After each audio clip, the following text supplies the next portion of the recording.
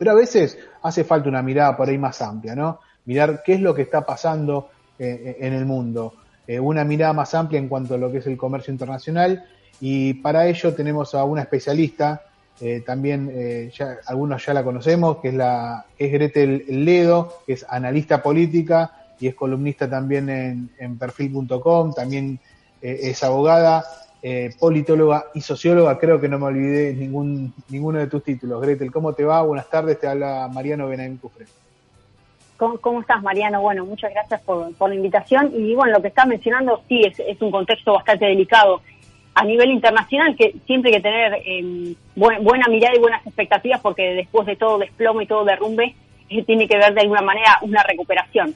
A ver, si uno observa un poquito las estadísticas y cuáles son los informes que han publicado organismos internacionales, por ejemplo el Banco Mundial, habla de una recesión que incluso le equipara a peor a lo que fue la Segunda Guerra Mundial, y desde 1870 que tantas economías en conjunto están experimentando de manera paralela, si se quiere, una caída estrepitosa del PBI, digamos, ¿no? Para este año se está, digamos, pronosticando una caída de 5,2%, y la región más afectada es América Latina y el Caribe, con lo cual a nosotros tiene una injerencia puntual. Estamos hablando de 7,2% para 2020, después le siguen Europa y Asia, Asia Central con 4,7%, Oriente Medio y Norte de África con 4,2%.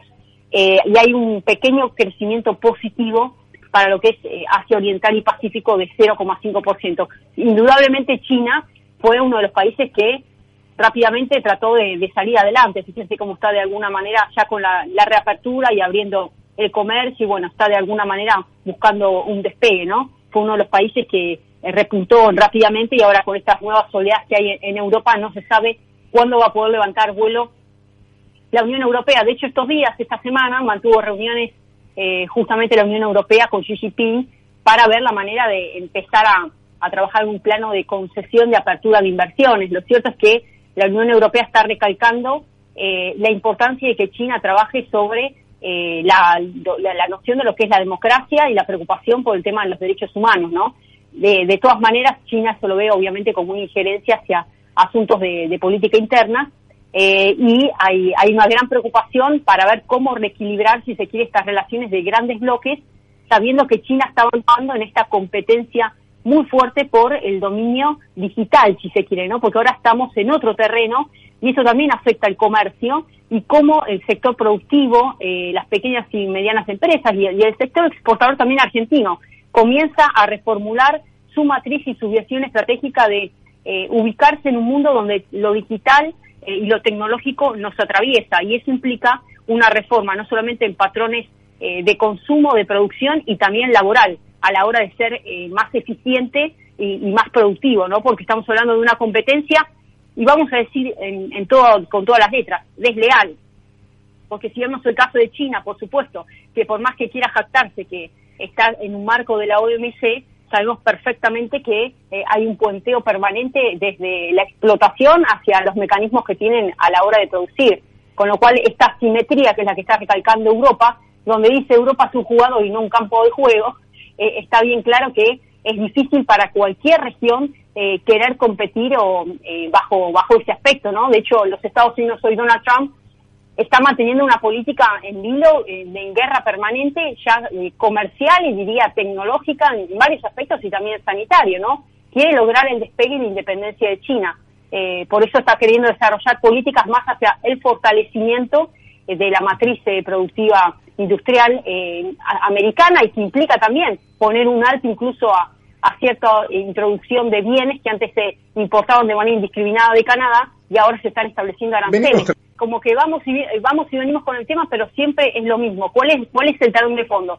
Una China que está avanzando de manera despojada de cualquier tipo de garantía de derechos humanos, y sabemos todo lo que implica hoy la digitalización, el 5G, el control social, que es lo que está sucediendo puertas adentro en China.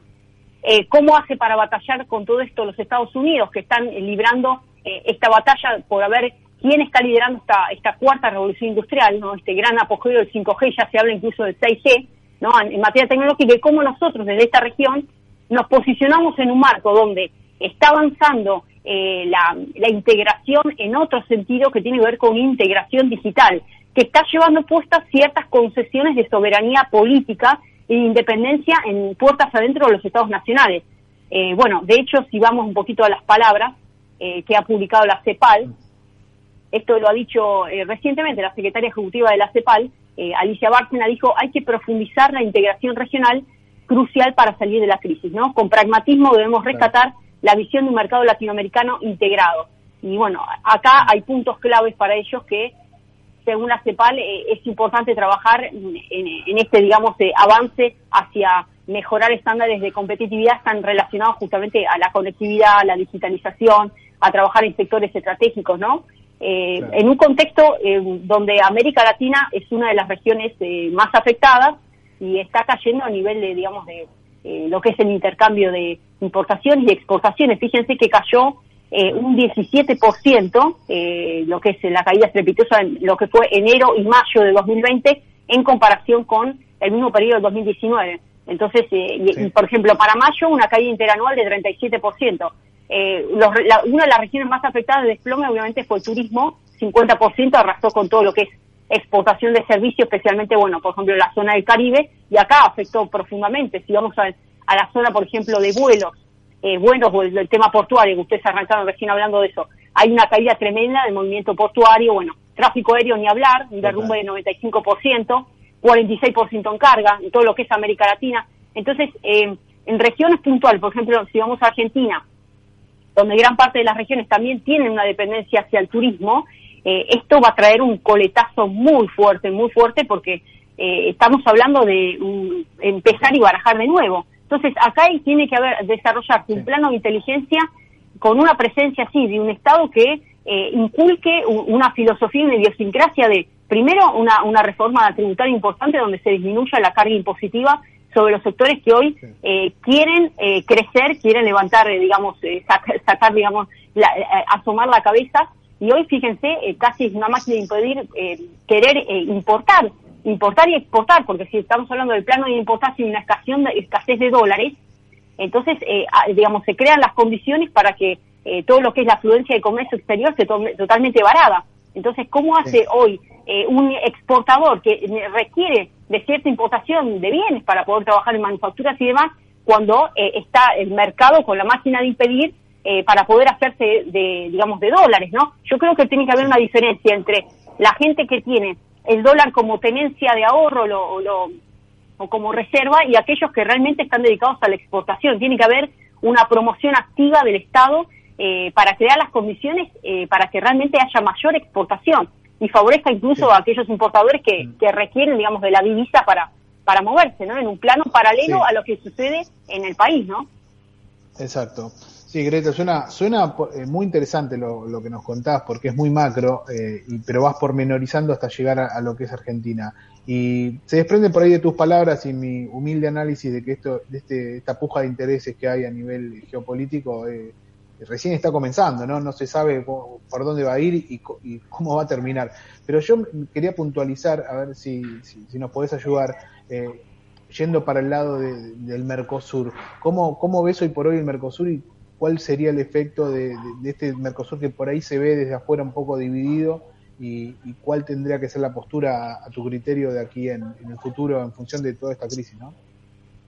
Bueno, a ver, está claro que Brasil para nosotros es un socio estratégico. Fíjense que Brasil perdió hoy el peso que tiene en nuestra relación bilateral y lo ha ocupado China.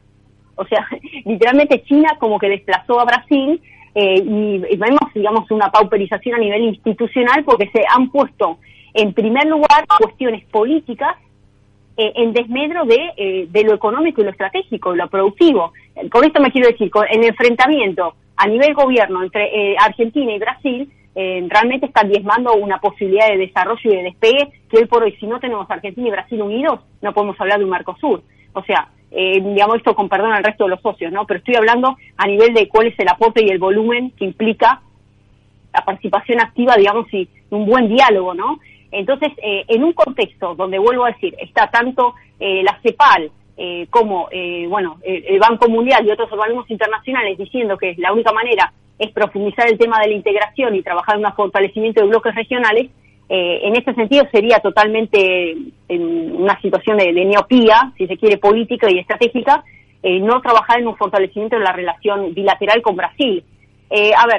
Brasil hoy por hoy está alineado en otro eje, en un eje por ahí un poquito más, si se quiere, una visión, digamos, más que roza un poco de lo que está sucediendo puertas adentro en la política norteamericana, y me refiero, vuelvo a decir, a que Donald Trump está encontrando dentro de esta pandemia, dentro de esta gran crisis, la posibilidad y la beta para fortalecer su política a nivel interno. De hecho, su campaña está montada sobre un voto hacia el americano, más allá de que sea republicano o demócrata.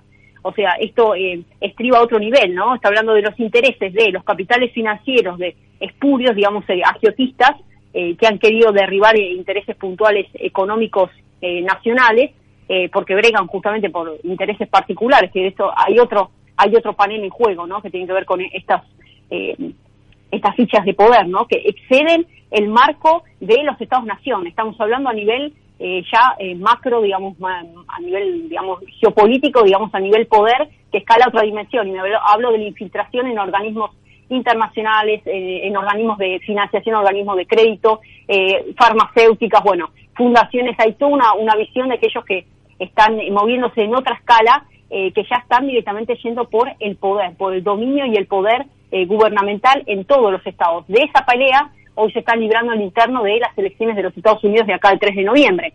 Y de alguna manera también está alineado en eso el presidente de Brasil, cuando está queriendo trabajar en un fortalecimiento de su política, digamos, y esto implica que si hay que tomar medidas que de alguna manera colisionan con esta, digamos, confluencia, si se quiere, a nivel regional, lo está haciendo, porque está poniendo en primacía el fortalecimiento puertas adentro de lo que sucede en Brasil.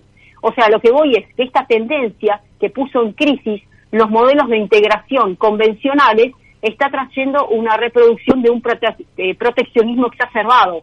¿Me explico? Entonces hay que buscar un equilibrio entre el proteccionismo exacerbado o el nacionalismo a ultranza, si se quiere, y encontrar una especie de ventana hacia y puente hacia aquellos estados-nación que han entendido la importancia de integrarse, pero sin entorpecer los intereses nacionales.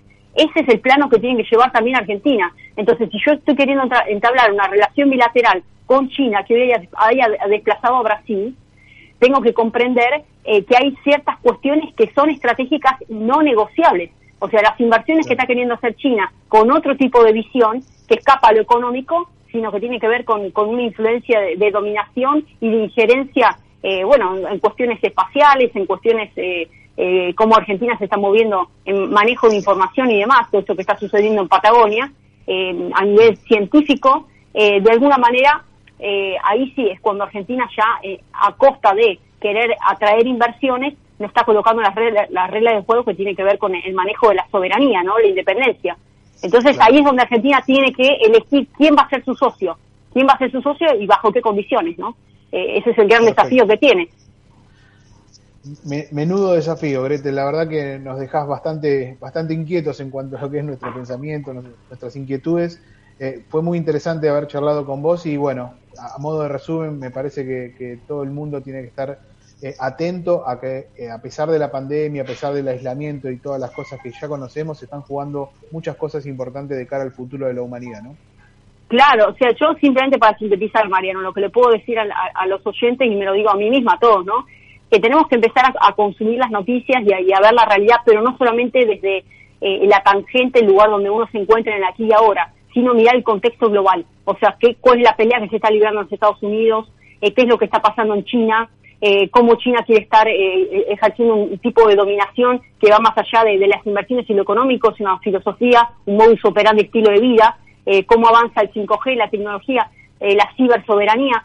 Son cuestiones que no son totalmente alejanas, porque ahí es donde Argentina tiene que elegir con qué socios va a entablar relaciones, me explico, comerciales, bilaterales, sí. Y no mirar tanto el imperialismo yanqui, porque no pasa por ahí. Nos han vendido una película y hay que comenzar a comprender hacia dónde están las fichas y quiénes están manejando la agenda global, cómo se está atravesando esto a nivel, internacional, ¿no? Por eso los Estados-nación hoy, muchos son rehenes prácticamente de agendas impuestas, ¿no?